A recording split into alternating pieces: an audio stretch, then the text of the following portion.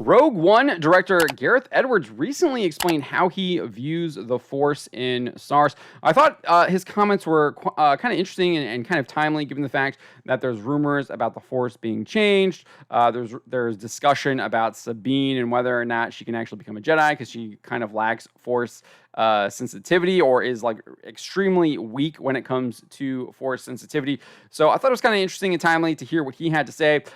He was recently speaking with the Direct. I thought they had a extremely terrible headline where they were saying that he was asked about whether Jyn Erso was Force sensitive, but he doesn't really give an answer to that. But that was the headline that they ran with. He really just kind of like explains how he sees the Force rather than saying whether or not she's Force sensitive. I think they were trying to do a little bit of a bait there. But anyways, this is how he kind of defined or how he explains how he sees the Force. He says, I see the Force as like a religion, obviously, and it's like you might tell a child, have faith in God. It doesn't mean that they're the Messiah. So it's kind of, I see it like you can believe in this idea that there's something greater than us. There's a destiny of some sort, but you don't have to be the second coming of Christ to do something great with your life. Star Wars creator George Lucas described the Force in a similar way in a 2015 interview with Charlie Rose. This is kind of what he said. He said the Force basically came from distilling all of the religious beliefs, spiritual beliefs all around the world, all through time, finding the similarities, and then creating an easy to deal with metaphor for what religion is. And the point is that, I mean, in the very beginning, when you have people worshiping rocks and deer, they called it life force. They called it the Force. That's what it was. And so where did the name come from? It came from basically life force of what the more primitive religions believed in. So I do think that is very similar to how George Lucas kind of explains the Force. As far as like how Edwards is talking about, I think he's kind of referring more to how people say "May the Force be with you," where he's talking about how like have faith in God is kind of like "May the Force be with you," right?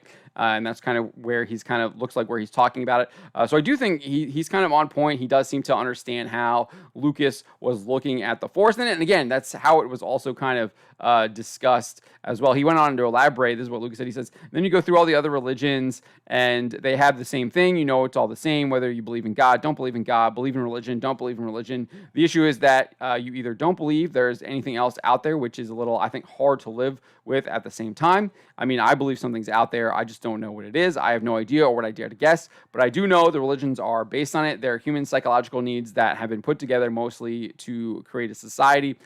He explained, and then if you want to go back and actually look at the films, I think he kind of like it's pretty explained pretty well in the films too. A lot of people seemingly don't understand it though, even though it's laid out. But you get Obi-Wan Kenobi in the original Star Wars describing the Force to Luke. He says, the Force is what gives a Jedi his power. It's an energy field created by all living things. It surrounds us and penetrates us. It binds the galaxy together. And then we get a little bit more information from Yoda in The Empire Strikes Back. He informs Luke, for my ally is the Force, and a powerful ally it is. Life creates it, makes it grow. Its energy surrounds us and binds us. Luminous beings are we, not this crude matter. We must feel the Force around you, here, between you, me, the tree, the rock, everywhere. Yes, even between the land and the ship, obviously referring to the X-Wing. So not only do we get these definitions of the Force, but we also get the distinction between the dark side and the light side of the Force, something that has been completely misunderstood by numerous people that claim to be Star Wars fans, especially when it comes to balance. I think Lucas was very clear in a 2010 writer's room for Star Wars: The Clone Wars. He says, the only way to overcome the dark side is through discipline. The dark side is pleasure, biological and temporary and easy to achieve. The light side is joy, everlasting and difficult to achieve, a great challenge. Must overcome laziness, give up quick pleasures, and overcome fear, which leads to hate. Again, this was all kind of described by Yoda in The Empire Strikes Back, so I'm not really sure why they had to reiterate. They should just use what Yoda used. But anyways, they did. And Yoda said, but beware of the dark side, anger, fear, aggression. The dark side of the Force are they flow, quick to join you in a fight. If once you start down the dark path, forever will it dominate your destiny. Consuming it will, as it did Obi-Wan's apprentice. And then when Luke asks if the dark side is stronger, Yoda says quicker, easier, more seductive. He then instructs Luke on how he can determine the good from the bad. He says, you will know when you are calm, at peace, passive. A Jedi uses the Force for knowledge and defense, never for attack. I think that phrase there, "at peace," is it's really key there, because the Sith are never going to be at peace. People that are using have been manipulated by the dark side of the Force are never going to be at peace. Whereas like a Jedi can actually find that peace, find that serenity. I really liked how Lucas kind of even portrayed that dichotomy when you see Qui-Gon kind of meditating there at the end of Phantom Menace, and Darth Maul kind of pacing back and forth, and you see that Qui-Gon can kind of find this peace, whereas Maul can't. Really good, actually showing the difference between the light side and the dark side. But that is also like he also kind of clearly explains that the dark side leads you down this path. Obviously, we know in Return of the Jedi that Luke kind of says, "Hey, I actually think people can be redeemed, and they aren't completely consumed by it. There is a possibility for redemption," and indeed, he does redeem his father after he realizes what he has done wrong, repents, chooses to throw Sidious down the shaft. And then he does indeed still have to pay kind of physically for his sins in the story, but he also is rewarded by also discovering how to become one with the Force, like Yoda and Obi-Wan before him.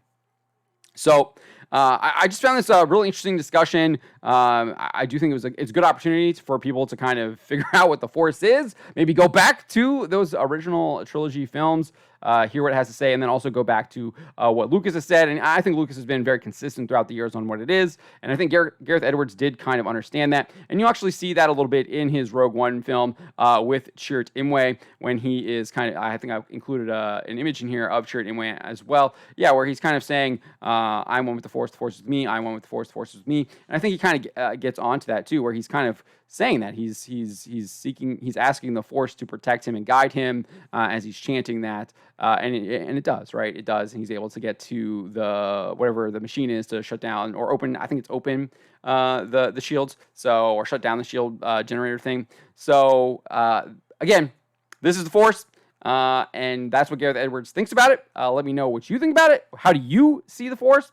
Do you think there has been a problem with Disney and Star Wars and how the Force is depicted and portrayed?